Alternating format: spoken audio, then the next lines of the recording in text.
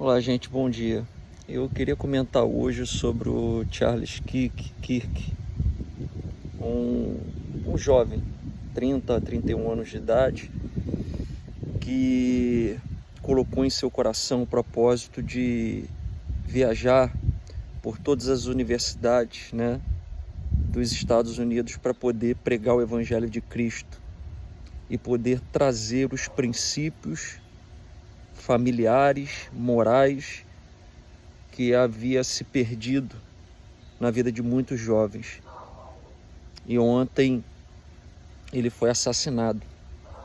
Era um homem que arrebatava multidões, era um jovem, que arrebatava multidões através do diálogo, através de se pregar a palavra de Deus, sem ofender, sem ser invasivo, de forma muito sábia e muito clara, cumprindo a sua missão.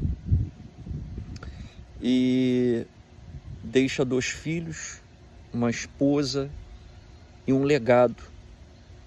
Hoje eu estava vendo muitos vídeos em muitos jovens em universidades que não tinham coragem de falar do Evangelho, de dizer que era cristão, ou de dizer simplesmente que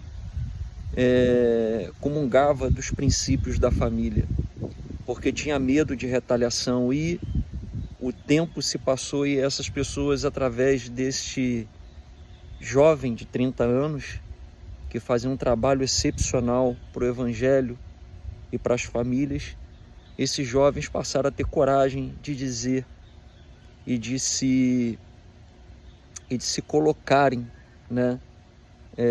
como alguém que comungava dos princípios bíblicos e da família. É triste porque é mais um que morre em prol da verdade, do Evangelho, dos princípios. E mesmo assim, muitos cristãos não conseguem ter o seu momento de reflexão da vida medíocre que leva com Deus, de simplesmente continuar a se enganar, a dizer que é um cristão e na realidade não vive como um cristão. Há muitas pessoas que acham que pode viver Deus a maneira como eles acham que podem viver.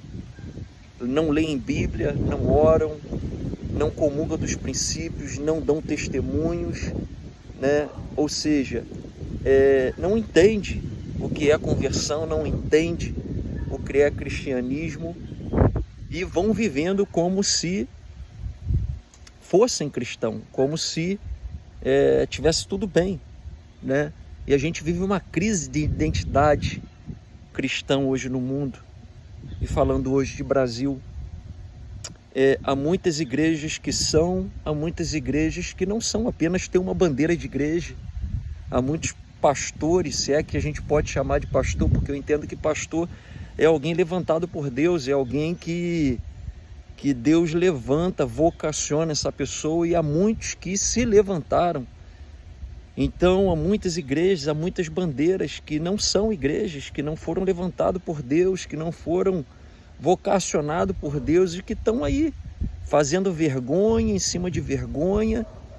Esse não é o Evangelho de Cristo, essa não é a igreja de Cristo. E infelizmente eu não estou aqui criticando, porque talvez muitos podem ver o vídeo, olha lá o bonzão. Eu não sou bom não, eu sou cheio de pecado, de falhas, de erro. Mas chega uma hora que a gente fica cansado de ver algumas coisas, a gente fica, com o coração palpitando, porque eu entendo que se o cara quer ser, ok, vai lá e seja. Se não quer, saia. Não envergonhe, não manche o Evangelho, não manche a igreja. Quem conhece bem a história de Saul, hoje há muitos Saús que não saem do altar, não saem, da igreja, porque não querem perder o poder, a autoridade, o dinheiro, e ficam ali sem a bênção de Deus, e o povo sofrendo, porque se a liderança não tem mais a bênção de Deus e continua empurrando com a barriga, o povo também sofre que está naquele lugar. Então chega a hora do povo que tem que acordar. Eu vejo a hora de ter um despertamento, das pessoas pararem, eu acho errado quando as pessoas estão dentro de igrejas e criticando o pastor, criticando a igreja. Se não está bom, Saia, peça uma direção a Deus, vá para um lugar que vai ser bênção para a tua vida.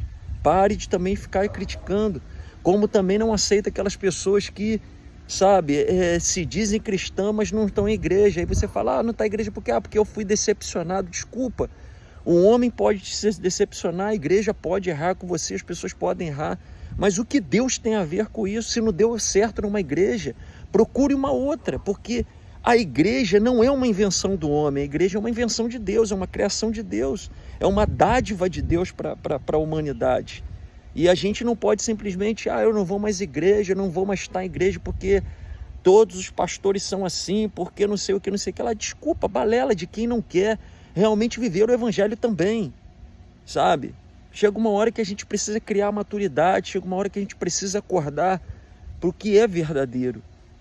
Então eu vejo, sabe, uma falta de identidade cristã gigantesca, na qual leva as pessoas a achar que elas podem viver o que ela quer, falar o que ela quer, sabe? Eu vejo,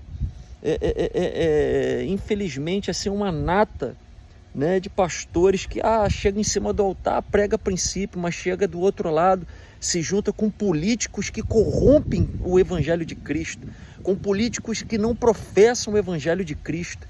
Sabe, eu vejo pessoas que se dizem cristãs, mas batem palma para políticos, que vai totalmente contra a lógica do que é ser um cristão. E eu fico perguntando assim, cara, onde que está a cabeça dessas pessoas? Eu prefiro viver sozinho, prefiro caminhar sozinho, prefiro ser criticado sozinho, mas eu prefiro não me misturar com aquilo que eu não vejo a imagem e semelhança do Senhor. Não existe pessoas boas, eu não sou bom, nunca serei bom.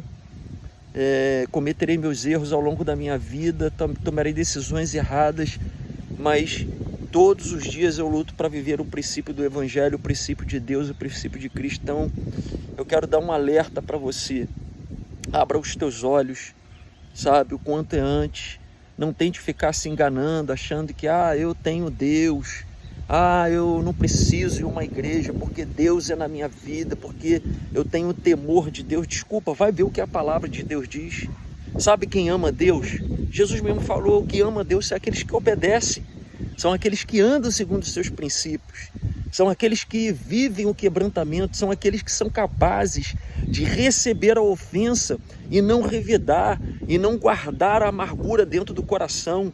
Então chega uma hora que a gente precisa repensar no que o mundo virou. O mundo capotou, as pessoas capotaram, e desculpa, tem uma infinidade de igrejas que elas deveriam ter vergonha de estarem com as portas abertas, mas nunca terão, porque quando você não vive o evangelho, você não tem comunhão com Deus. O temor é uma coisa que passa longe da vida dessas pessoas, e quando o temor vai embora, significa que o Espírito Santo de Deus, ele não faz mais questão de incomodar essas pessoas, ele não faz mais questão de tocar nessas pessoas para mostrar que elas estão erradas. Por quê? Porque a prepotência, a soberba, a vaidade, o amor ao dinheiro, e como diz lá em Timóteo, elas viraram amantes de si mesmo, perderam a sensibilidade. Então, eu quero dizer para os que machucam e que para os que foram machucados, vocês não podem se basear a sua vida naquilo que vocês foram machucados. Vocês não podem se desviar da igreja, do propósito de Deus, da vontade do Senhor. Vocês não podem pegar o seu machucado e forjar um outro evangelho que vocês acham que pode viver com Deus nesse outro evangelho, nessa outra didática de evangelho, porque isso não está na Bíblia. Não deixe as suas feridas conduzirem o seu caminho. Não deixe as suas feridas ditarem que tipo de evangelho você pode viver. E aqueles que machucam, eu quero dizer para você, reflitam sobre a tua vida, reflitam sobre a tua caminhada, reflitam sobre o que é a igreja, porque, desculpa, muitas igrejas têm aparência de igreja, mas não são mais igrejas. Há muitos líderes que Deus já rasgou ele do altar, mas eles continuam no altar. E muitas igrejas e muitas das pessoas, dos fiéis, são incapazes de fazer uma análise. Sabe por quê? Porque eles, enquanto a análise satisfazer os egos deles, enquanto a igreja satisfazer aquilo que eles mesmos Os próprios membros, sabe, têm os seus egos, as suas vaidades, as suas feridas, têm as suas didáticas mentais, que acha que é certo e acha o que é errado.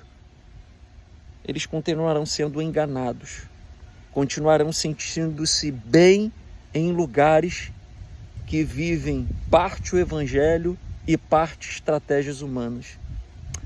Eu sei que por esse vídeo eu posso ser muito criticado, mas eu não me importo.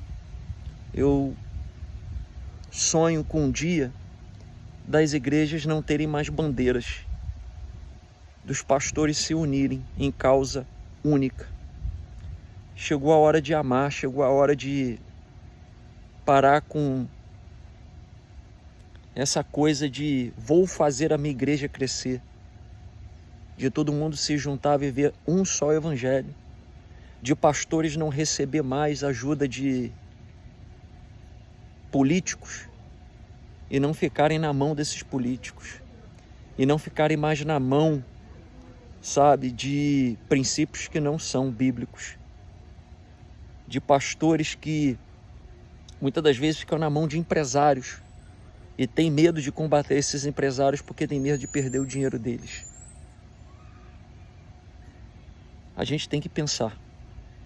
Daqui para frente eu vou colocar outros vídeos, porque eu acho que o tempo que a gente vive no mundo é apropriado. Que Deus me dê sabedoria para não falar besteira, para não falar de mim mesmo, para não falar o que eu sinto, o que eu acho, para eu não falar com as minhas dores, mas falar com sabedoria de Deus, porque a sabedoria de Deus prospera e liberta. Se eu falar de mim mesmo, vai ser só um desabafo. Que eu possa, em nome de Jesus Cristo, ser um canal de Deus para esse tempo. Porque chega uma hora que cansa. Eu não gosto de fazer vídeo, tem poucos vídeos meus na internet, mas eu acho que a gente tem que começar a não ser a única voz, porque eu nunca serei único, mas me juntar a tantas outras pessoas que têm o coração quebrantado, que têm procurado viver o verdadeiro evangelho, que não têm usado o evangelho de forma inconsequente, mas que têm usado a palavra de Deus para levar o verdadeiro evangelho.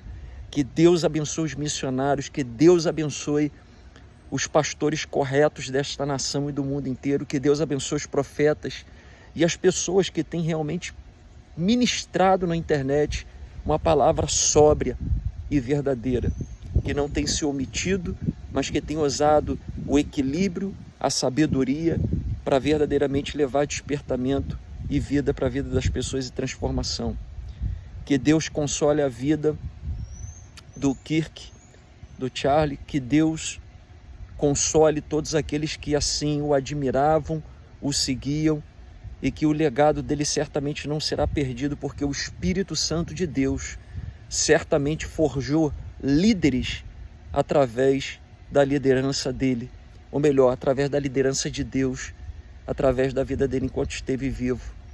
Que Deus abençoe os seus filhos, que Deus abençoe a sua esposa, que Deus abençoe todos aqueles de cada universidade que o seguiam e que ouviam o evangelho e que foi liberto por esse evangelho, que seja um propagador daquilo que foi liberado de Deus através da vida dele e que sirva de lição e despertamento para cada um de nós.